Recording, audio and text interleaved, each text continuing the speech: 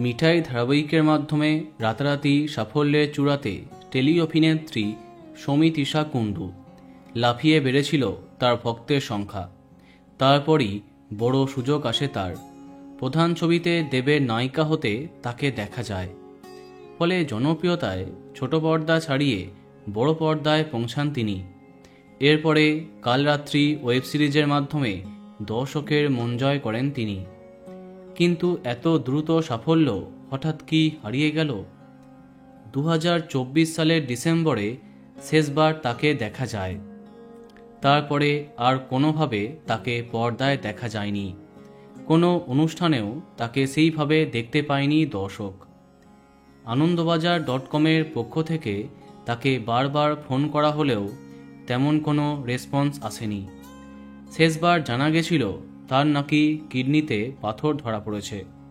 ইনস্টাগ্রামে এমনই একটি ছবি তিনি শেয়ার করেছিলেন, যেখানে দেখা যায় কিডনিতে 3-4টি পাথর।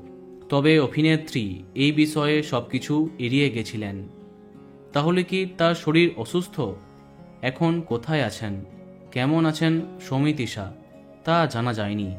শোনা গেছে শরীর খারাপ হবার পাশাপাশি ব্যক্তিগত কিছু সমস্যার জন্য লাইট ক্যামেরা থেকে দূরে তিনি।